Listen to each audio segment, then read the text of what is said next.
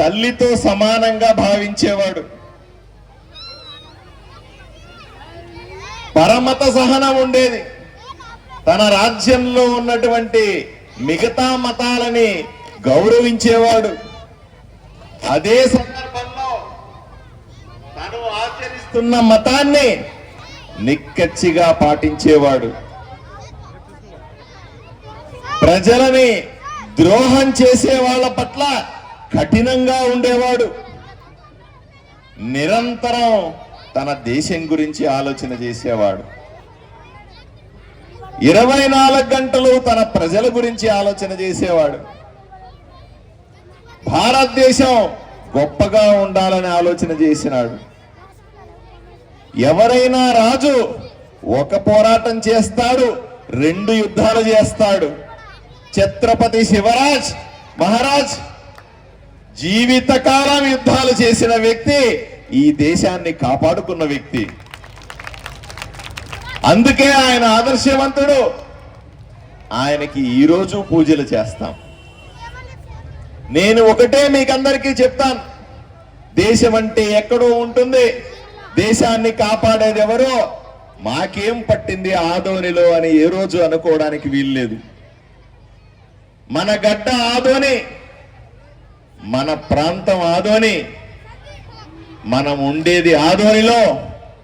ఆదోనిని కాపాడుకుంటే దేశాన్ని కాపాడినట్టే అని మీరందరూ భావించాల్సిందిగా మిమ్మల్ని అందరినీ విజ్ఞప్తి చేస్తా ఉన్నా.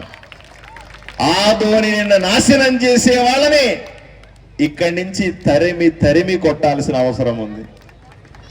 ఆదోనిని కులాల వారీగా, మతాల వారీగా, ఖండ ఖండాలుగా చేసి నువ్వందరూ ఒకటి కాదు, మీరు వేరు వేరు అని నిరంతరం మన మధ్య గొడవలు పెట్టేవాణ్ణి తరిమి తరిమి కొట్టాల్సిన అవసరం ఉందా లేదా అని మిమ్మల్ని సూటిగా ప్రశ్నిస్తా ఉన్నాను.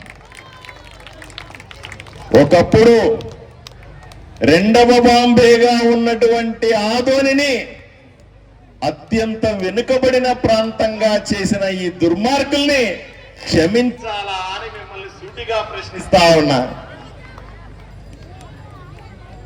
తినడానికి తిండి లేక ఈ రోజు కూడా ఎక్కడన్నా నేను పోతే నాకు పట్టా లేదు, నాకు ఇల్లు లేదు, నాకు రేషన్ కార్డు లేదు, నాకు అది లేదు ఇది లేదు, బతకడానికి కష్టమని చెప్పే ప్రజలు చూస్తే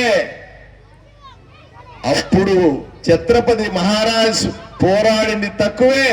ఈ రోజు మన ఆదోనిలో మన ప్రజల కోసం చేయాల్సిన పోరాటం అంతకంటే పెద్దదే అని మీకందరికీ తెలియజేస్తా ఉన్నా. ఒకప్పుడు ఛత్రపతి శివాజీ గారు జీవితకాలం పోరాడితే ఎవరో దుర్మార్గులు, శత్రువులు చిత్రహింసలు పడితే అన్నింటికీ నిలబడి ఓర్చుకొని తన గడ్డను కాపాడుకున్నాడు. ఈరోజు మనం కూడా అదే చేస్తా ఉన్నాం. ఆదోనిని సర్వనాశనం చేసే శక్తులకి, వాళ్లకు వ్యతిరేకంగా ఆదోన్ని కాపాడుకోవడంలో జిత్తులు మారి నక్కలకు వ్యతిరేకంగా మేము తూపులు తురుములు ప్రజల్ని ఇబ్బంది పెడుతుంటున్నాం, ఊరంతా కబ్జాలు చేస్తామనే వాళ్లకు వ్యతిరేకంగా ఈ రోజు మన పోరాటం ఎంతో స్ఫూర్తిదాయకమని మీకు అందరికీ తెలియజేస్తా ఉన్నా.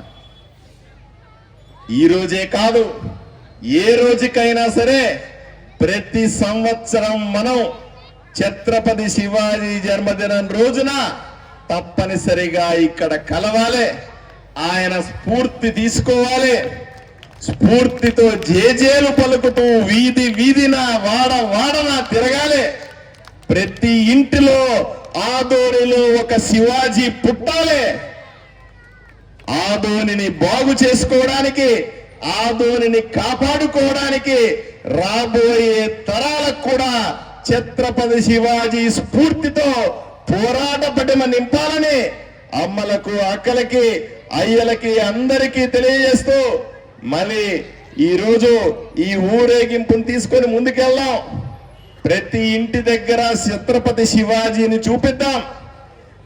భక్తితో ఆయన నింపిన స్ఫూర్తితో ఆదోనిని బాగు చేసుకుంటామని, ఆదోనిని అభివృద్ధి చేసుకుంటామని అప్పట్లో ఛత్రపతి శివాజీ గారి ఆయన కోట, ఆయన ప్రజలని ఏ విధంగా పాలించుకున్నాడో, అందరూ కలిసిమెలిసి ఏ విధంగా హిందూ ధర్మాన్ని కాపాడుకుంటూ పరమత సహనంతో ఏ విధంగా పాలించాడో దానికి స్ఫూర్తిగా ఈరోజు మనము ఆదోనిలో పెద్ద ర్యాలీ చేసి ఆయనకు నివాళులు అర్పించాల్సిందిగా మీకు తెలియజేస్తూ సెలవు తీసుకుంటాను. నమస్కారం. ఈరోజు ఛత్రపతి శివాజీ ప్రత్యేకమైనటువంటి కార్యక్రమానికి విచ్చేసిన మీ అందరికీ కూడా పేరు పేరున నా నమస్కారాలు తెలియజేస్తా ఉన్నాను.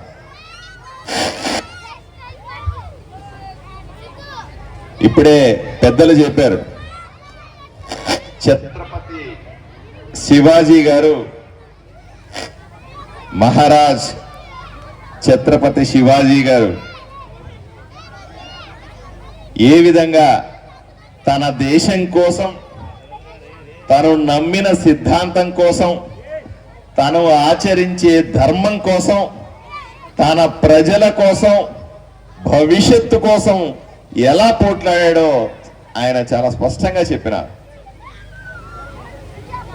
ఇది అప్పటికే కాదు, ఈ రోజుకు కూడా భారతదేశానికి ఎంతో అవసరమైన ఆలోచన. ఆ రోజు ఛత్రపతి శివాజీ దేశాన్ని ముక్కలు చేసి భారతదేశాన్ని సర్వనాశనం చేసేటువంటి పరాయి రాజుల గురించి, వాళ్ళ ఆలోచనల గురించి, వాళ్ళని తరిమి కొట్టడానికి తన జీవితకాలం పోరాడుతూనే ఉన్నాడు. మనం ఈ రోజు కూడా అదే చేస్తా ఉన్నాం.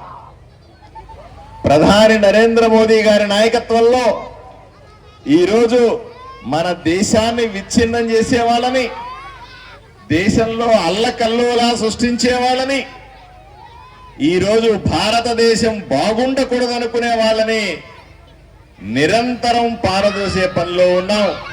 భారతదేశాన్ని ప్రపంచ పటంలో విశ్వగురుగా చూడాలనుకున్న మన ఆలోచన నిజం చేయడానికి ఈ రోజు కూడా పోరాడాల్సిన అవసరం ఉంది. ఛత్రపతి శివాజీ గారికి చాలా గొప్ప గుణాలు ఉన్నాయని మనకందరికీ తెలుసు. ఆయన తన ప్రజలని కన్న బిడ్డల్లాగా చూసుకునేవాడు.